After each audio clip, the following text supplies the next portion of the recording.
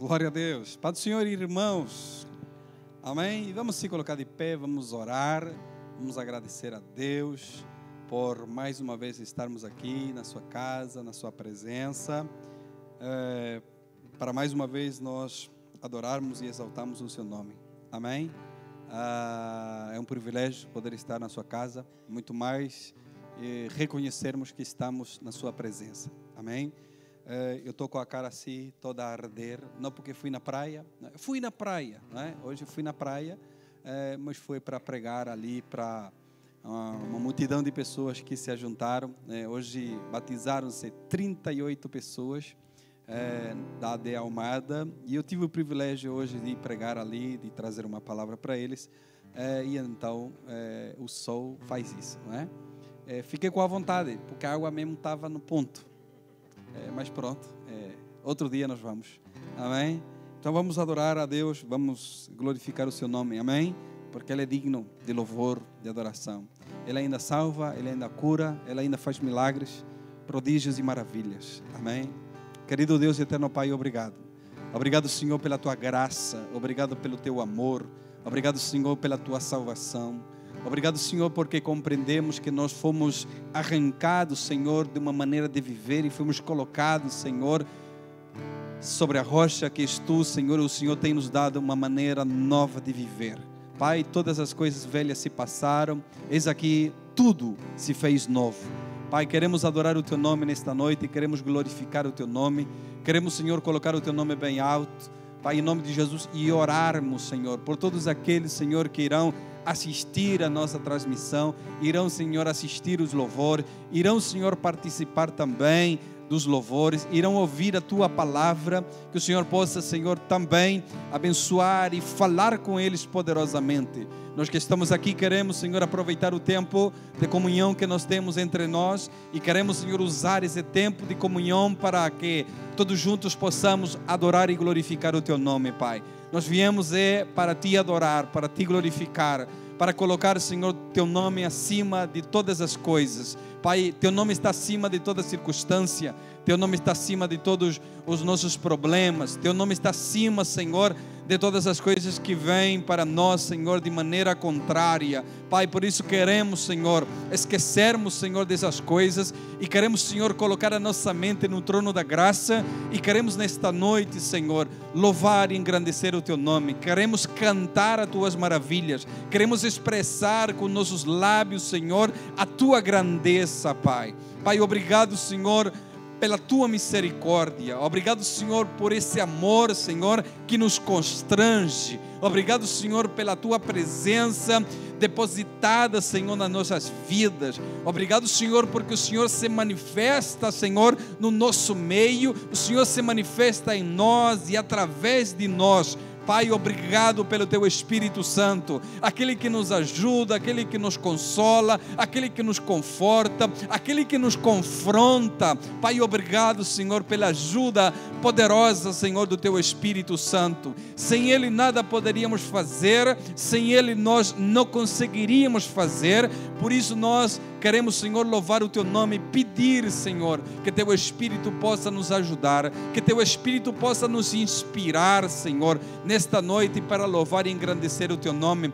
Usa Teus filhos, Senhor, que irão, Senhor, nos guiar no louvor, na adoração. Usa eles com autoridade, com ousadia, com graça, que nós possamos, Senhor, fazer um lindo coral nesta noite para louvar e engrandecer o Teu nome. Que possamos Te adorar com liberdade, com sinceridade, com integridade, com tudo que há em nós, Senhor. Queremos nesta noite louvar e engrandecer o Teu nome. Lembrando, Senhor, daqueles que estão, Senhor, impossibilitados de vir à Tua casa. Senhor, coloca Tuas mãos de poder sobre ele, coloca Tuas mãos, Senhor, de cura, Senhor, de restauração. Coloca, Senhor, paz naqueles corações, Senhor, que estão aflitos, Senhor. Coloca fé naqueles corações que estão desanimados, abatidos, Senhor, e que Teu nome seja glorificado através disso. Pai, em nome de Jesus, nós oramos, Senhor, sabendo que o Senhor ouve as nossas orações. Nós oramos, Pai, no nome de Jesus. Amém? Vamos adorar o Senhor. Amém. Estão prontos para louvar ao Senhor? Nós vamos cantar uma canção. canção que diz que Cristo é a esperança da glória, não é? Isso significa que, por mais complicada que esteja as situações, por mais complicado que esteja a nossa vida, nós temos sempre a promessa que Cristo nos deu, que seremos herdeiros da sua glória, amém? A nossa vida pode parecer uma derrota, mas Cristo é a esperança da glória, amém?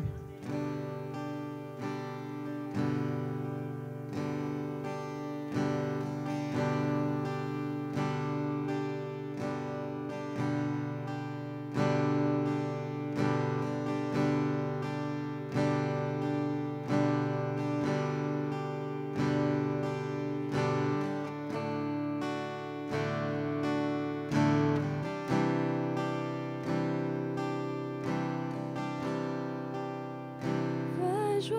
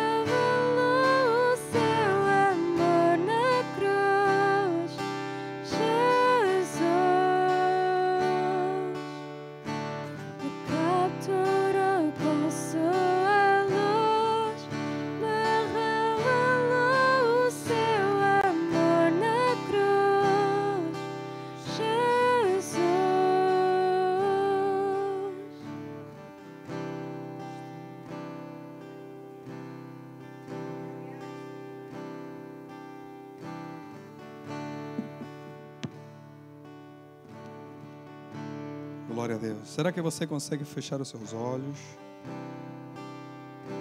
E enquanto nós cantamos, Cristo em mim, esperança da glória. Cristo em mim, Cristo em nós, é a única esperança, é a esperança da glória.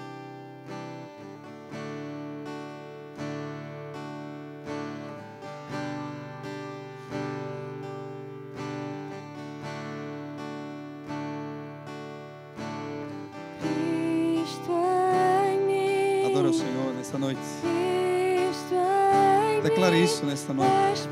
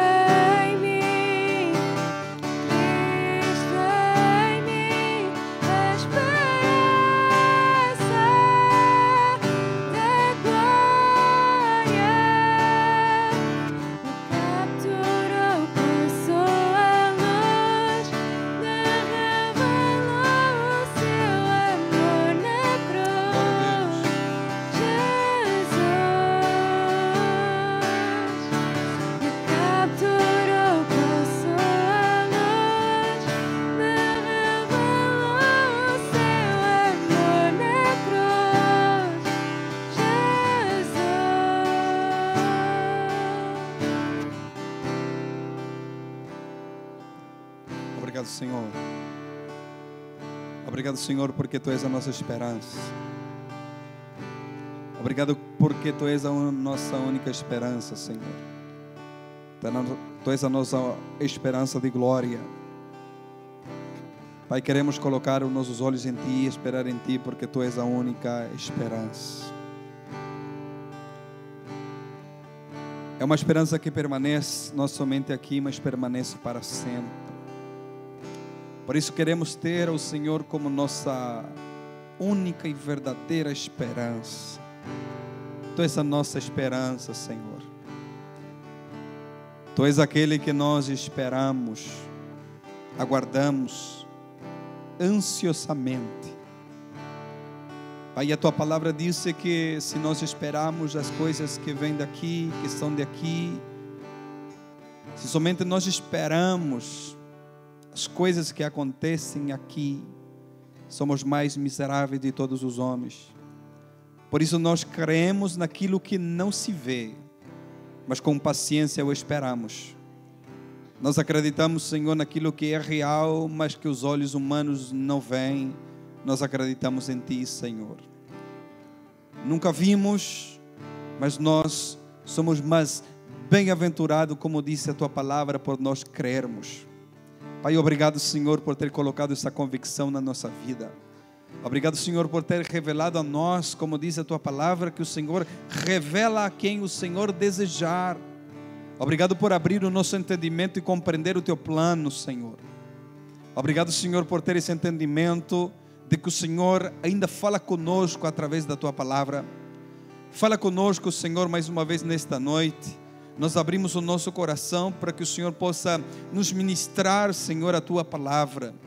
Pai, que possamos, Senhor, guardar a Tua palavra, Senhor, e que possamos, Senhor, colocá-la em prática.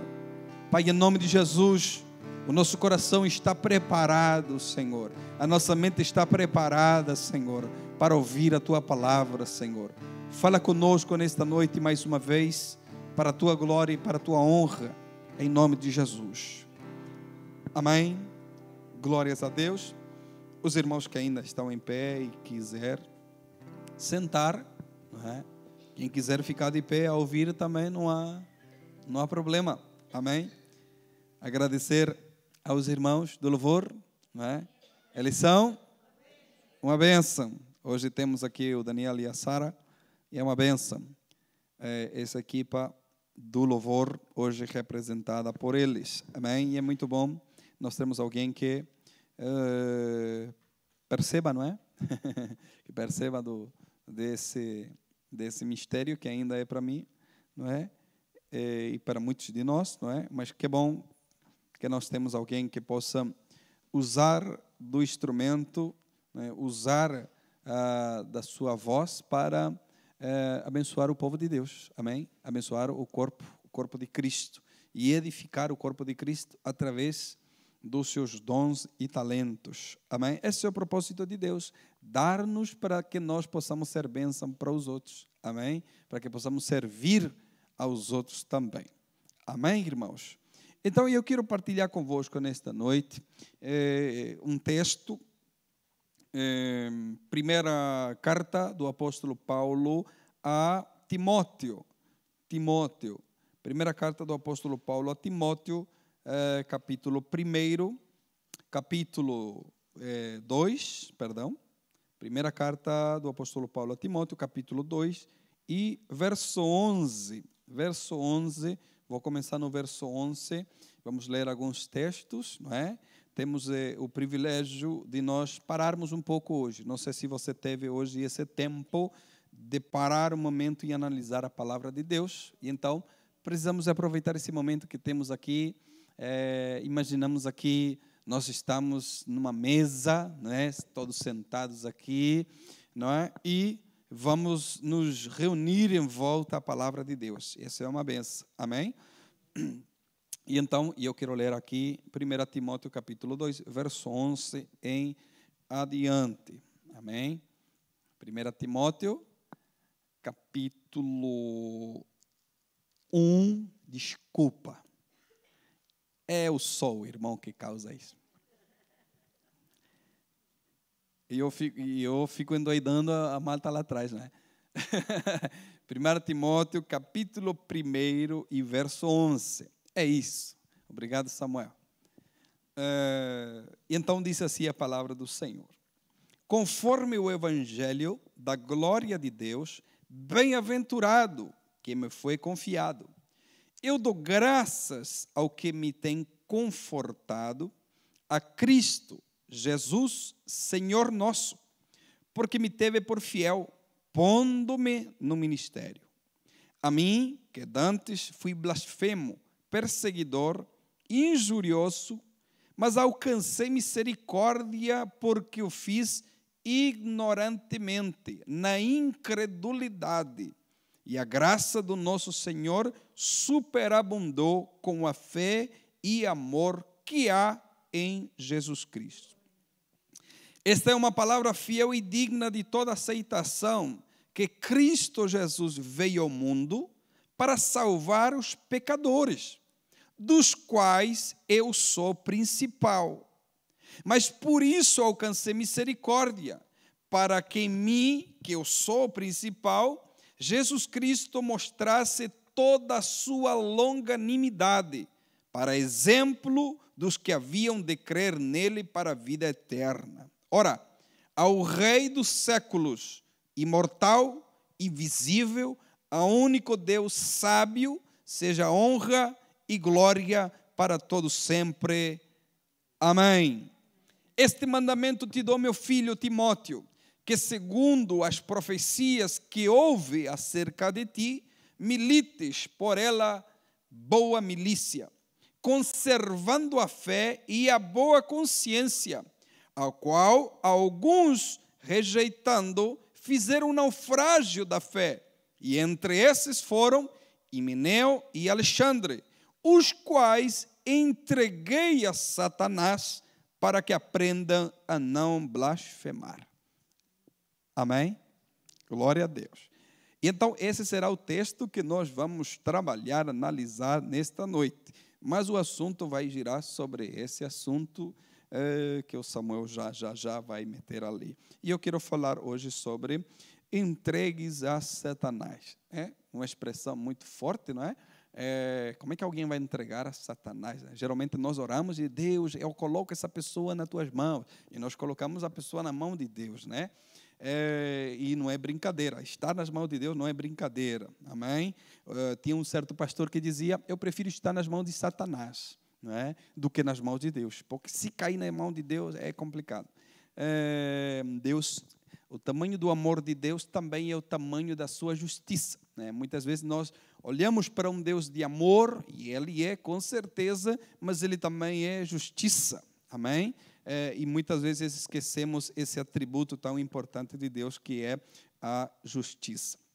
Então, nós vamos analisar esse texto que Paulo está a escrever a Timóteo, a seu filho na fé, como nós já falamos alguns dias atrás, e daqui nós podemos tirar imensos conselhos para nós. Isso aqui parece que foi escrito ontem, não é? E é tão poderosa a palavra de Deus que isso aqui serve para mim hoje, serve para mim amanhã e vai servir para mim depois da manhã, e vai ser tão viva, né, como que Paulo está a escrever. Ainda agora pela manhã ele escreveu a carta para Timóteo e nós vamos lê-la aqui. Esse é o poder da palavra de Deus, né? São palavras vivas, inspiradas, que trazem para nós muitos ensinamentos, e precisamos tirar ensinamentos da palavra de Deus para a nossa vida. Amém? Então Paulo vai começar o texto, o versículo que nós lemos, o verso de número 11, ele vai começar dizendo, conforme o evangelho da glória de Deus, bem-aventurado que me foi confiado, né? E muitas vezes nós não entendemos isso, e eu sempre digo isso, e eu falo isso para as pessoas: o servir a Deus não precisa ser um trabalho, não precisa ser algo que nos carrega, que nos fadiga, porque a partir do momento que aquilo que eu faço para Deus me fadiga, me cansa, estou por aqui já com isso. Irmão, deixa isso, porque isso não vai acrescentar em nada à tua vida. Amém? Então nós precisamos ter a consciência que é um privilégio eu estar aqui hoje. Irmão, você não sabe a alegria que eu tenho cada vez que eu estou aqui.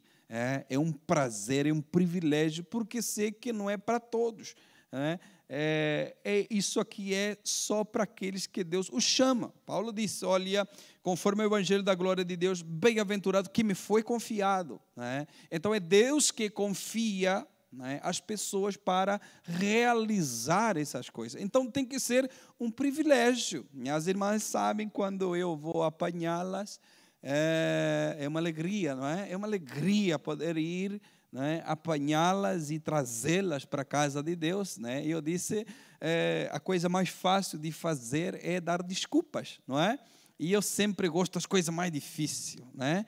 Mas a coisa mais fácil que nós podemos fazer em relação a Deus é nós darmos desculpas. E com certeza, hoje eu arranjava ali umas 5 ou 6 desculpas, né, no mínimo. E hoje, com certeza, você também. Poxa vida, é feriado, dia de Portugal, dia de não sei o quê, né? E a gente poderia arranjar uma série de desculpas, mas pode ter certeza que é o caminho mais fácil que nós podemos tomar, não é? E quando nós temos a consciência que é um privilégio poder servir a Deus, né? Porque nós estamos servindo a Deus e, consequentemente, servimos aos irmãos, não é? Eu não sirvo homem algum. Claro que sim, nós precisamos servir as pessoas, não é? E a palavra de Deus diz, olha, quando você vai fazer algo, faça como se fosse ao Senhor, né? Então nós estamos fazendo como se fosse que eu estou a pregar para Jesus, estou a falar para Ele, estou fazendo as coisas como que se eu fosse fazer para o Senhor. Então precisamos ter essa consciência, não é? Então há um privilégio, há um reconhecimento que é um privilégio da parte de Deus, há um privilégio que Deus dá a Paulo, e Paulo reconhece isso. É um privilégio poder estar nisso que Deus confiou-nos, e nós somos mais do que felizes, bem-aventurado, né? Há uma alegria que sobrepassa isso, de poder pertencer àquilo que Deus está fazendo na face da terra. Nesse caso aqui, Paulo o privilégio de poder levar as boas novas, mas o privilégio de servir a Deus não consiste só em levar as boas novas através da pregação. É um conjunto de serviço que nós fazemos para que o corpo de Cristo possa funcionar. E isso não somente se restringe na pregação da palavra, e sim do serviço completo em tudo aquilo que nós podemos ser útil para a glória de Deus. Amém? E Paulo, verso 12, e eu dou graças ao que tem me confortado, a Cristo Jesus nosso Senhor, porque me teve por fiel pondo-me no ministério, né? É o reconhecimento impressionante de Paulo, sabe que foi o Senhor que o chamou, e isso é notável. Verso 13, a mim que dantes fui blasfemo, né? Isso também é muito bom, nós reconhecermos a nossa vida, como era a nossa vida antes de conhecermos ao Senhor, né? Bem-aventurados aqueles que nasceram em berços, como dizem, versos evangélicos, não é? Versos cristãos, mas ainda assim teve que aceitar a Jesus, nascer de novo e fazer toda a caminhada de fé também. Mas Paulo reconhece a sua vida antes de conhecer ao Senhor, não é? E não há aqui, ele poderia dizer, antes do Senhor eu era também informado, eu estudei, fiz isso, fiz aquilo. Em lugar disso, ele apresenta talvez as coisas menos boas que ele tinha na vida deles, não é? Aqui ele apresenta um currículo com as coisas ruins da sua vida, né? Muitas vezes, quando nós nos apresentamos para alguém, né, a gente tenta falar as coisas boas, não é? Olha, eu sou fulano, eu faço isso. Geralmente ressaltamos as coisas boas. Paulo está a dizer, olha, eu sou Paulo, mas antes, eu era blasfemo, perseguidor, injurioso, né? Eu fazia todas essas coisas, mas alcancei a misericórdia, porque tudo aquilo que eu fiz antes de conhecer a Cristo, eu fazia na minha ignorância, eu fazia na incredulidade. Mas nós sabemos que quando ele encontrou Jesus, ou podemos colocar assim, Jesus encontrou ele, não é?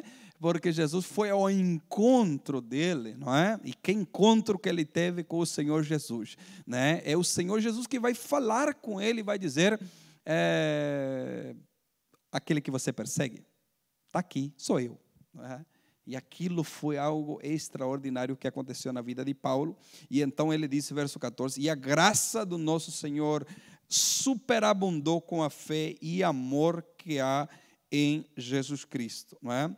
Reconhece a sua condição, mas a sua condição é muito menos da graça de Deus, que pode superar essas coisas. Nós reconhecermos o nosso estado como Ele reconhece, mas sabendo também que a graça de Deus é muito maior daquilo que nós poderíamos fazer.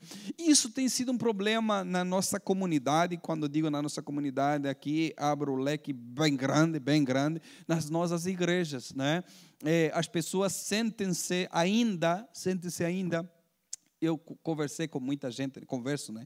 E as pessoas sentem-se ainda naquele estado de, eu sou assim, olha, eu sou pecador, e eu sou isso, sou aquilo, né? E sente aquele, né? Ficaram só na primeira parte, não é? É claro que nós reconhecemos a nossa natureza, reconhecemos a nossa falha, reconhecemos os nossos erros, mas também precisamos reconhecer a graça de Deus, amém? Sobre a nossa vida. E essa graça de Deus que Paulo reconhece, né, superabundou com fé, amor em Jesus Cristo. Então Paulo disse a Timóteo, esta é uma palavra fiel e digna de toda aceitação, que Cristo Jesus veio ao mundo para salvar os pecadores, dos quais eu sou principal. Mas há aqui um propósito muito claro em Paulo quando ele vai escrever a Timóteo. E em ele se colocar ali como principal, ele usa aqui esse vocabulário, e ele se colocando como um principal, só que para dar ali um ênfase, não é? Aquilo que ele vai continuar a escrever para Timóteo. Ele diz, olha, Cristo veio ao mundo, isso aqui é uma palavra fiel e digna de aceitação. Ou seja, isso aqui que eu estou a te falar é uma palavra poderosa, é uma palavra que permanece, é uma verdade que Cristo veio ao mundo para salvar os pecadores. Amém? Senão, Jesus não teria a necessidade de vir. Ok? Não há... A Bíblia diz que o salário do pecado é a morte. Ou seja, para pagar o pecado, alguém tem que morrer. No Antigo Testamento nós temos ali um espelho, não é? Então, matava-se um animal para então o povo entender, olha, meus pecados foram perdoados, porque Alguém morreu, o sangue foi derramado, então meus pecados foram perdoados. Vamos lá viver mais um ano inteiro, né? Vamos lá pecar mais um ano inteiro. Mas quando Jesus veio, ele morreu uma vez para sempre. Ou seja, ele veio para pagar os nossos pecados. Amém? Pastor, mas como ele sabia? Ele sabe o que você vai fazer amanhã, depois de amanhã. Ele sabe os pecadinhos, os pecadão. Ele sabe, não é? Porque ele é de eternidade a eternidade, irmão. Eu me canso de dizer a pessoas que dizem: amanhã eu vou surpreender Deus. Amanhã eu vou acordar, eu vou fazer um jejum de 48 horas e eu vou surpreender. Não vai surpreender nada. É o Espírito Santo que já colocou na tua vida para você fazer isso. Então não há como surpreender Deus, porque antes de que nós chegássemos lá, Ele já está lá. Amém? Então Cristo pagou os nossos pecados. Amém? Ele pagou a nossa dívida, Ele carregou sobre seus ombros o nosso pecado para que nós um dia chegássemos à compreensão que meus pecados, meus erros, aquilo que eu erro o alvo, está pago na cruz do Calvário. Agora, isso não me dá o direito para eu continuar pecando, dizendo: meus pecados já foram perdoados, então eu vou continuar a pecar. Não. A cruz tem que me fazer entender que meus pecados já foram perdoados, mas a cruz tem que me fazer entender que eu preciso viver uma nova vida em Cristo Jesus. Amém? Mas por isso, Paulo disse, mas por isso alcancei misericórdia para que mim, que eu sou o principal, Jesus Cristo mostrasse toda a sua longanimidade. Para quê? Para exemplo dos que haviam de crer nele para a vida eterna. Não sei se você já se sentiu assim, talvez não, né? O mais pecador do universo. Já se sentiu assim ou não? Não, né? Sou eu, então. Vocês são muito santos. Então Paulo disse: olha, Cristo morreu e me salvou para dar exemplo às pessoas. Que por mais pecador que você seja, se senta, que por mais coisas que você tenha feito na tua vida, né, nós temos exemplos na palavra de Deus. Se Deus salvou ele, por que não vai salvar você? Se Deus salvou ele, por que Deus não vai salvar o meu marido? Se Deus salvou ele, por que Deus não vai salvar minha esposa? Se Deus salvou ele, será que Deus não pode salvar? Não é? Então Paulo se coloca como exemplo para aqueles que haviam de crer nele para a vida eterna. Então Paulo é um exemplo, não é, de Deus, ele é um exemplo vivo que a graça de Deus é real. Paulo é um exemplo vivo que a graça de Deus é verdadeira. Paulo é um exemplo vivo que a graça de Deus transforma, muda as mentes, muda a maneira de ver, muda a maneira de pensar, de agir, de estar. Paulo é o exemplo vivo da graça de Deus transformadora na vida de uma pessoa. Amém? Você pode olhar para trás e dizer: eu não sou o mesmo de anos atrás. Não é? Meu Deus, como é que eu fazia isso? Como é que eu praticava isso? Como é que eu realizava aquilo? Hoje, compreendendo a graça de Deus, né, muitas vezes a tua vida é exemplo para as outras pessoas. E muitas vezes acredito que você diz: olha o que Deus fez em mim, pode fazer com você também, não é? É isso que Paulo está a dizer. Né? Paulo é o exemplo, como você é o exemplo para as outras pessoas. Né? Olha o que Deus fez comigo, olha como Deus me transformou, olha o que Deus realizou, olha o que Deus fez. Será que Ele não pode fazer com você, com a tua família, com a tua casa? Não é? É assim que nós, muitas vezes, nos colocamos ali também como exemplo para que outras pessoas possam chegar ao conhecimento de Cristo Jesus. Amém? Ora, Paulo disse, 17, ao Rei dos séculos, imortal, invisível, ao único Deus sábio, seja honra e glória para todos sempre. Amém. Este mandamento te dou, meu filho Timóteo, que segundo as profecias que houve acerca de ti, milites por ela a boa milícia. Verso 19. Vou me deter mais um pouquinho aqui e nós avançamos. Paulo disse, conservando a fé e a boa consciência, ao qual alguns rejeitaram e fizeram naufrágio da fé. 3 coisas aqui que eu quero destacar. Primeiro, conservar a fé. Segundo, a boa consciência. E terceiro, esse naufrágio na fé. O conservar, com certeza você já conservou muita coisa, não é? Conservou a comida ali, fez o almoço, fez a sopa. Você disse, vou ter que meter essa sopa no frigorífico, porque com o calor ela aceda. Então o que você fez? Você conservou a sopa. Então Paulo disse, olha, conserve a fé. Então, o conservar a fé, nós precisamos sempre ver a temperatura. O conservar a fé tem a ver com que nós precisamos limpar, cuidar, dar manutenção. Isso faz parte da conservação, né? Então, não é só crer, sim, eu creio, Senhor. Espera aí, ok, você crê, amém, então vai conservar isso aí. Conserve, cuide, guarde, coloque em lugares que você consiga manter isso aqui. Amém? O conservar aqui é cuidar, fazer manutenção da nossa fé também. Amém? Tudo que se faz manutenção dura mais.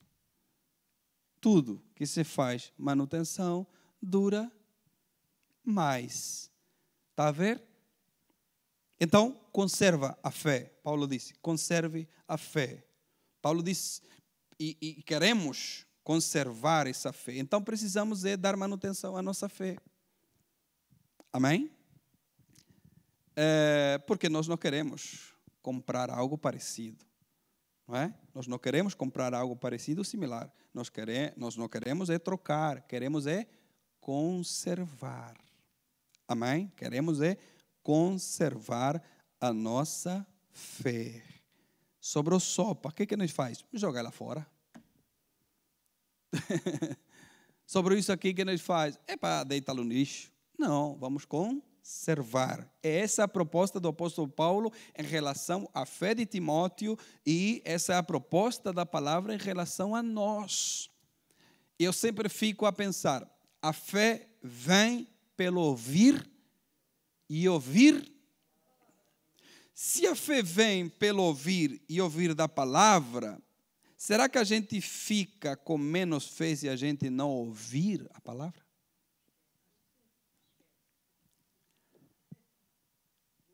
Conserve a sua fé. Amém? Conserva, Timóteo, a boa consciência. Isso fala de equilíbrio emocional, muito importante para a nossa vida. Temos que ter equilíbrio emocional, não é? Temos que ter equilíbrio emocional. Amém? E Paulo diz, há alguns, eu preciso que você conserve a sua fé, eu preciso que você conserve a sua boa consciência. Por quê? Porque há alguns que, rejeitando, fizeram naufrágio da sua fé. Então, isso quer dizer que se eu não conservo a minha fé, se eu não tiver uma consciência, uma mente equilibrada, eu corro sérios riscos de abandonar a minha fé. Amém? Isso é muito sério. E com certeza passam nomes e nomes na sua cabeça de pessoas que já estiveram, mas agora já não estão. E eu não estou a falar de pessoas que trocam de igreja. Estou a falar de pessoas que abandonam a sua fé. Uma coisa é trocar de igreja, outra coisa é naufragar da fé, trocar a sua fé, acabar com sua fé mesmo. Dizer, olha, eu não acredito já em mais nada. Não é? E muitos deles, por não conservar, por não fazer manutenção, então naufragam na fé. A qual alguns, rejeitando, fizeram naufrágio na fé. Se nós não fazemos isso, nós vamos chegar a apostatar, ou seja, a desistir da nossa fé. Vamos nos afogar e isso é um perigo muito grande. Amém?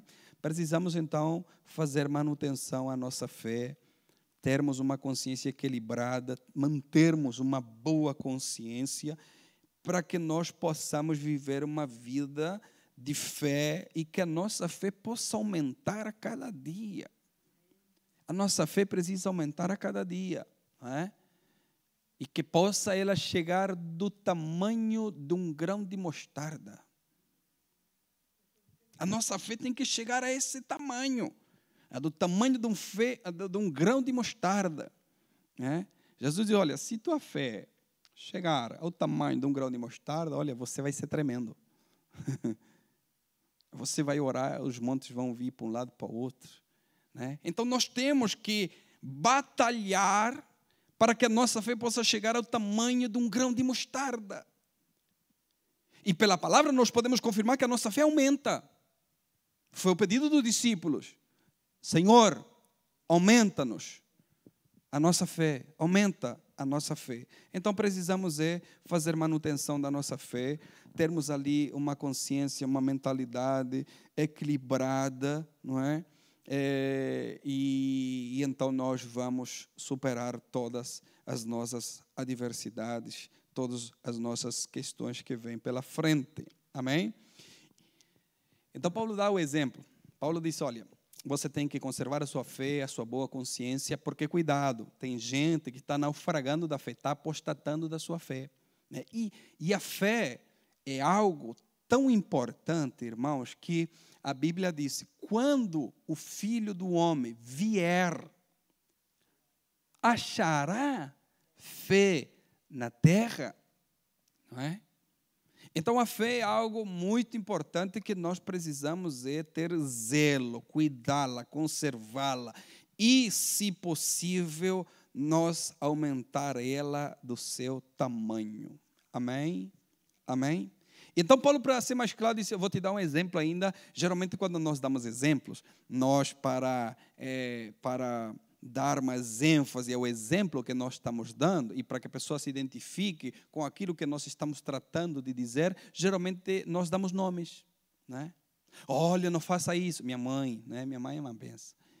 Não faça isso. Olha o que aconteceu com fulano. Olha o que aconteceu com Mengano. E a gente conhece Mengano e a gente já percebe o que a nossa mãe quer dizer. Então, Paulo está dizendo, olha, faça a manutenção da tua fé, tenha uma boa consciência, não é? Porque senão você vai naufragar na fé. Você quer saber mais? Verso 20. Por quê? Entre esses foram Himeneu e Alexandre, os quais entreguei a Satanás para que aprendam a não blasfemar. Irmão, só blasfema quem não tem fé. Só blasfema quem não faz manutenção da sua fé e da sua consciência. Amém? Eu sempre digo que nós ainda apontamos os dedos para as pessoas dos erros, porque ainda nós não conseguimos ver os nossos. E esse é um problema sério, nós não conseguimos enxergar os nossos erros. Eu não tenho a coragem de apontar o dedo para ninguém. Porque quando eu vou apontar o dedo para alguém, para apontar os erros de alguém, automaticamente eu vejo os meus. E muitas vezes os meus são muito piores e maiores do que os erros das pessoas que eu vou apontar o dedo. Estão a ver? Então Paulo diz, olha, não naufrague na fé, faz manutenção dela, veja as maneiras que você pode aumentar ela, porque tem dois homens, Himeneu e Alexandre, os quais Paulo disse, entreguei a Satanás para que aprendam a não blasfemar. E essa palavra é pesada, né? Blasfemar, que na lista do Apocalipse das pessoas que não vão entrar no reino de Deus está ali aparecendo, né? O blasfemo. Então nós vamos entender esse entregar a Satanás, vamos perceber quem são esses fulanos para nós entendermos por que Paulo disse isso, né? Entregues a Satanás. Esses homens foram entregues a Satanás. Paulo, muito bem claro, disse, entreguei a Satanás para que aprendam a não blasfemar. Amém? Então, vamos entender isso. Paulo vai dar outro conselho a Timóteo. Paulo vai dar outro conselho a Timóteo, 2 Timóteo, capítulo 2, agora sim, Samuel, capítulo 2, verso 15 ao 18. Vamos ler isso aqui para vocês entenderem quem eram esses fulanos. 2 Timóteo, capítulo 2, verso 15 ao 18. Paulo ainda dá conselho a Timóteo. Paulo diz: procura apresentar-te a Deus aprovado, como obreiro que não tem de que se envergonhar, que maneja bem a palavra da verdade.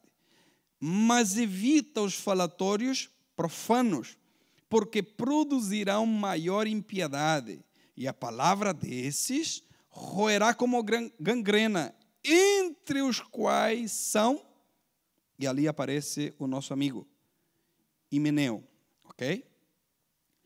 Os quais, olha o que fizeram, naufragaram na fé.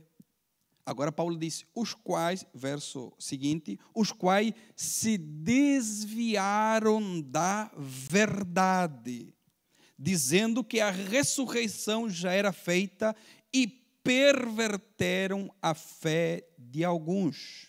Amém?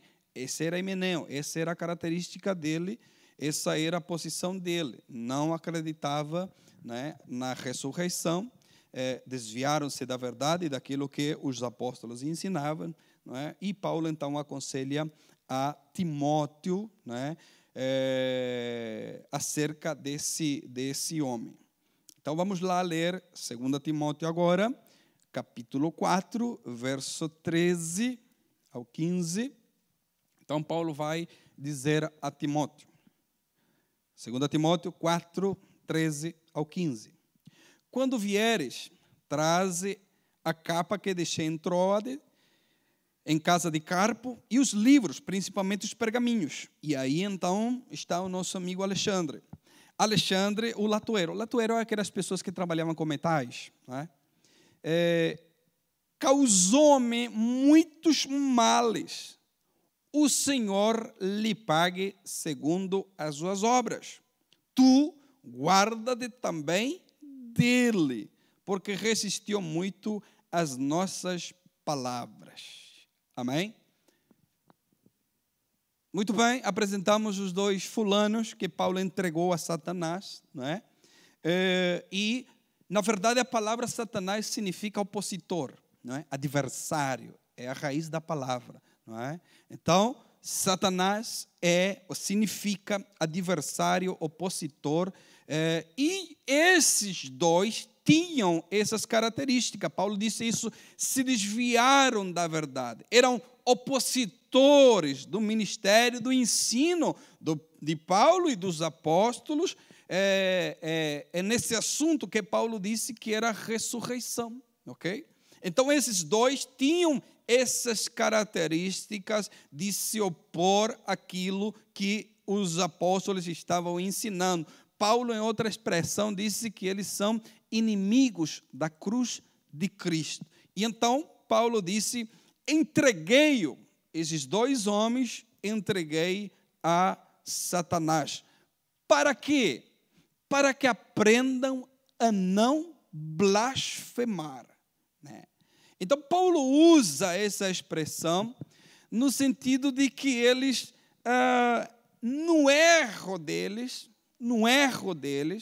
eles possam perceber. Paulo disse, entreguei-o a Satanás para que eles aprendam. Aprendam ao quê? Aprendam a não blasfemar contra o Senhor. Então, entregues a Satanás para suas próprias ideias, para seus próprios pensamentos, para seus próprios desejos. Entregues a Satanás para aprender que não se deve blasfemar. Amém? E Paulo pensa, olha, a partir de agora que vocês são adversários, a partir de agora que vocês são contra, a partir de agora que vocês não concordam com aquilo que nós estamos ensinando, é melhor você seguir os seus pensamentos, é melhor você seguir as suas ideias, é melhor você seguir o seu caminho, não é? É nesse contexto que Paulo, então, vai expressar essas palavras. Por quê? Porque eles estão pervertendo a fé dos outros. Estão pervertendo a fé dos irmãos. Amém? Então, muitas vezes, é melhor que saiam do que fiquem se estão em contra. Não é? E eu fiquei a pensar nisso. No meu tempo, talvez, não havia tantos. Mas hoje há igrejas de todas as cores e sabores. Não é? Hoje há, irmãos. Se você quer uma igreja que só canta, há igreja que só canta. Sobrou 10 minutos, fala lá qualquer coisa ali. Irmãos. Então, hoje há igrejas de todas as cores, de todas as formas e modelos que você imaginar. Não é? Mete lá na net para você ver. Quero uma igreja que faça isso. Vai aparecer. Quero uma igreja que só faz aquilo. Vai aparecer. Não é? Eu quero uma igreja que só faz... Tem. Então, Paulo vai nessa linha. E eu gosto imenso de Paulo. Se você não concorda, eu vou entregar você a Satanás. Ou seja, vai. Se você não concorda com aquilo que eu estou a ensinar, que nós estamos aqui vai com Satanás.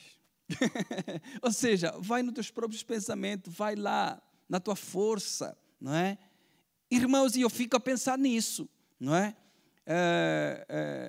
Em lugar de eu complicar a fé do meu irmão, complicar a fé, perverter a fé das pessoas, porque as pessoas que estão ali acreditaram em Jesus, acreditaram na mensagem, a mensagem do Evangelho era essa, clara, Jesus morreu, mas ao terceiro dia ressuscitou. Mas aqui tem 2 fulanos que estão estragando a fé das pessoas, dizendo que isso isso aí, não é? E então Paulo disse para Timóteo em carta, e as cartas eram lidas. Diz, esses 2 eu já entreguei a Satanás, para que eles aprendam a não blasfemar. Ou seja, eles precisam aprender no seu erro que eles estão errados. E muitas vezes nós aprendemos no nosso erro que nós estamos errados. É só ali que nós aprendemos. Então, a linha de Paulo se eles são adversários, se eles estão em contra, então que continuem assim e que eles aprendam a não blasfemar. Que eles aprendam no lugar agora que eles vão estar, que eles estão no erro, ok? E que eles não blasfemem mais. E então, Paulo disse, eu entreguei eles a Satanás. Mas não é nesse sentido, irmãos, porque muitas vezes que falta de amor. Um homem que escreve um capítulo inteiro, 1 Coríntios 13, que fala de amor, que se eu faço as coisas assim, dessa maneira, se eu não fizer com amor, será como símbolo que o homem que escreve com tanta profundidade do amor, agora está a colocar 2 homens na mão de Satanás. Como é que pode isso? Não é? E Paulo simplesmente está dando o curso natural da vida daqueles homens. Para que eles cheguem num ponto da sua vida, eles percebam o erro que eles cometeram e possam voltar. Amém? Isso fica muito claro, porque não é a primeira vez que ele usa essa expressão. Eu entreguei a Satanás. Não é a primeira vez. Agora, nós precisamos entender esse entregue a Satanás. Paulo não está dizendo, olha, eu vou entregar aqueles que vocês acham que é Satanás. Aquele homem chifrudo, com aquele negócio tridente que está ali. Isso não é Satanás. Isso é caricatum. Isso não é Satanás. Satanás não é aquele que tem a cauda comprida, vermelha, né? Que tem umas coisas que saem pela... Não. Isso não é Satanás. Isso é história. Não é? Você procura a história, quem é que inventou isso? Há alguém que inventou isso. Eu li um livro que disse que ninguém estava indo na igreja católica, ninguém estava indo à missa. E o padre disse, acho que eu vou fazer um jeito para que os crentes venham à missa. E então ele disse no domingo, se você não vir à missa, o diabo vai te pegar. Sabe o que é o diabo? O diabo é uma pessoa que tem 2 chifres. E aí logo a imaginação humana vai longe, né? Ele tem 2 chifres, ele tem uma cauda muito grande, ele ainda anda com um tridente assim que vai te pegar. E aí logo já Hollywood aproveitou daquilo, aproveitou. E então na nossa cabecinha nós imaginamos que Satanás é aquilo. Então quando lemos o texto, lemos o texto, e eles foram entregues a Satanás, nós já vemos logo já o diabo levantando aquele no tridente pela barriga e arrebentando Alexandre e Himeneu, coitadinho deles, não deram uma chance para eles se explicar. Não é nada disso. Não é nada disso. O propósito de Paulo é que eles aprendam. Por isso que disse, foram entregues a Satanás para que eles aprendam. Satanás não quer que você aprenda. Satanás quer te matar, quer destruir a tua vida, quer destruir a tua alma. Mas hoje já não faz mais isso. Ele já não faz mais isso. Antigamente ele fazia, hoje mudou a tática. Sabe o que ele faz hoje? Te distrai. Mais nada. Te distrai. Ele te distraindo, negócio feito. Ok? Então Paulo disse, eu quero que eles sejam entregues a Satanás para que eles aprendam a não blasfemar. Quero que eles continuem no seu erro, que eles percebam no erro deles que eles estão enganados. Não podem blasfemar. E não é a primeira vez que Paulo usa essa expressão. Vamos ver lá outra. 1 Coríntios, capítulo 5, verso 3 ao 5, para nós entendermos como é que Paulo coloca essa frase aqui. 1 Coríntios, capítulo 5, verso 3 ao 5. Diz, eu, na verdade, ainda que ausente no corpo, mas presente no espírito, escrevendo à igreja de Corinto, já determinei, como se estivesse presente, que o tal ato praticou em nome do Senhor Jesus Cristo, junto vós e o meu espírito, pelo poder do nosso Senhor Jesus Cristo, seja esse tal... Não vai sair entregando a Satanás hoje, irmão, tá, irmão? Seja este tal entregue a Satanás. Para quê? Para destruição do quê? Destruição da carne. Para quê? Para que o espírito seja salvo no dia do Senhor Jesus. Então essa expressão entregue a Satanás sempre tem um propósito. Mas não é para que eles se queimem no fogo ardendo e Satanás possa levar eles. Irmãos, Satanás não leva ninguém para o inferno. Estão enganados. Quem leva para o inferno é a pessoa não decidir por Cristo. Deus está mandando gente para o inferno. Deus não manda ninguém para o inferno. É a pessoa que não aceita em Jesus que vai ter esse resultado. A pessoa vai sozinha. Tem a escolha aqui e agora. Quem não crê, quem não confessar a Jesus como suficiente Salvador, pode crer ou não, ele vai se ver as caras com Deus. Amém? E ali não há tempo, não há maneira de escapar, não tem como passar de um lado para o outro.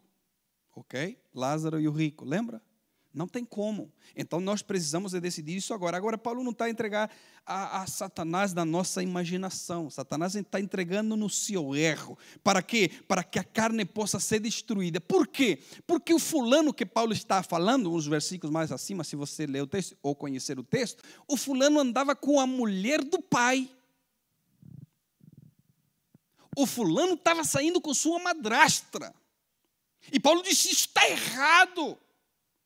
Então, seja esse tal, entregue a Satanás, para quê? Para que a sua carne seja destruída, ou seja, aqueles desejos que Gálatas 5 fala, sejam aniquilados. Porque eu não estou interessado na carne, eu quero que o espírito dele seja salvo. Só que para o espírito ser salvo, ele precisa destruir a carne. Porque a carne quer destruir as coisas do espírito. Amém? Então Paulo vai entregar essas pessoas a Satanás para que eles possam cair em si. Cair em si. E reconhecer o seu erro. Irmãos, essas pessoas que são adversárias, que estão contra a palavra, Paulo disse, eles nem precisariam ser entregues a Satanás. Eles já estão entregues. A partir do momento que eu sou contra, a partir do momento que eu blasfemo, eu não quero nada com Deus, irmãos. Eu não quero nada com Deus. A partir do momento que eu não quero nada com Deus, eu vou querer com o quê? Não tem meio termo aqui. Ou é Deus, ou é o fulano. Que eu não vou falar nem o seu nome para não dar ibope ali na internet, não é? Ou é Deus ou é fulano, não tem como escolher meio termo. Eu gosto um pouquinho de Deus, mas eu gosto um pouquinho do fulano também. Deus abomina a mornidão. Deus abomina a mornidão.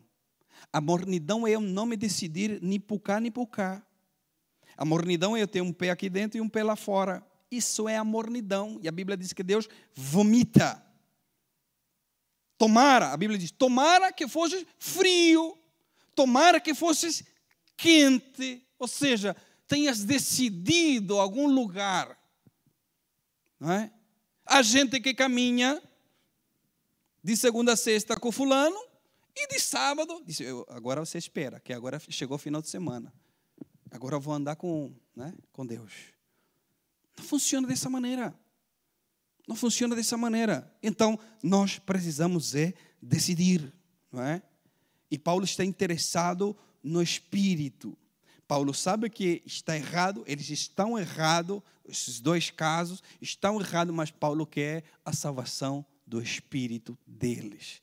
Amém? Porque o que permanece é o Espírito. Amém? Então, nós precisamos orar por essas pessoas, que percebam no erro, que estão errados e que possam se arrepender. Amém? Aqueles que não fazem a vontade de Deus, aqueles que estão longe, aqueles que não conhecem a Deus, estão sempre entregues a Satanás, irmãos. Não é? Nós vivíamos, como disse a Bíblia, nos nossos delitos e pecados. Nós vivíamos mergulhados no lamaçal de pecado, disse a Bíblia. Mas um dia o Senhor arrancou-nos dali, com mãos poderosas, colocou nossos pés sobre a rocha, colocou um novo cântico na nossa boca, e hoje adoramos somente a Ele, e bendizemos somente a Ele. Se Satanás quer alguma coisa comigo, já não é mais comigo. Se Satanás quer alguma coisa comigo, tem que perguntar, é para Ele. Se Satanás quer alguma coisa com a tua vida, já não é com você. Satanás tem que pedir permissão a Deus, porque você é propriedade exclusiva de Deus, disse a palavra. Amém? Sabe o que é propriedade exclusiva? Não é? De Deus. Nós nem imaginamos a profundidade e o poder e o privilégio que é ser propriedade exclusiva. Ou seja, você não é mais de ninguém a não ser do Deus Criador dos céus e da terra. Sabe quando você vai para estacionar um carro? E a gente não pode estacionar em qualquer lugar, não é? A gente tem que ver se é cadeirante, se é não sei o quê, se é não sei o quê, se tem uma placa ali, garagem aqui, não se estaciona. Você mete o carro lá? Só se quiser pagar algumas multas. Não é? Aquilo lá é exclusivo para. Não é? E quando a Bíblia diz que nós somos propriedades exclusiva, quer dizer que você não está à venda. Ok? Nós não estamos à venda. Somos propriedade exclusiva dele. Amém? Mas quando Paulo entrega esses homens a Satanás, entrega aos seus próprios erros, entrega aos seus próprios pensamentos, entrega aos seus próprios, às suas próprias ideias, mas para que eles aprendam, para que eles reconheçam, para que eles caiam em si. Eu gosto muito da parábola do filho pródigo, porque vai acontecer algo na vida dele que faz toda a diferença. E a Bíblia vai dizer assim: e o jovem, o homem, a pessoa, caiu em si. Isso faz toda a diferença, irmãos. Nós cairmos em si, ou seja, eu percebo agora o erro que eu cometi. Então vou fazer o quê? Vou fazer diferente, eu vou voltar. Amém? Vou me arrepender, vou para a casa do Pai. Mas como ele caiu tanto em si, ele disse para o pai: pai, eu não mereço. Eu não mereço, pai. Me dá aí e eu vou ser um servo. E o pai disse: filho, você é filho. Quem é filho sempre? Filho. Então mete ali uma sandália, mete ali uma roupa, mete ali um anel na mão e entra para a festa, porque a festa, quando alguém cai em si. Amém, irmãos? Vamos se colocar de pé, me desculpa. Passei-me 10 minutinhos. Me perdoa, não vi horário. Amém? Eu não vi horário. Olha o tamanho, né? Vamos orar, irmãos. Vamos pedir a Deus que nos ajude. Amém? E quando nós lemos isso aqui, é para que nós não caiamos nesse erro. Nem de Alexandre, nem de Meneu, nem daquela pessoa que a Bíblia não dá o nome. Que nós não possamos cair nesses erros. Mas que nós possamos ler a Bíblia e trazer para nós esses conselhos. E que possamos dizer: eu faço parte desta igreja. Eu sou membro desta igreja. Essa igreja é membro do corpo de Cristo. Faz parte de um plano ainda maior de Deus na face da terra.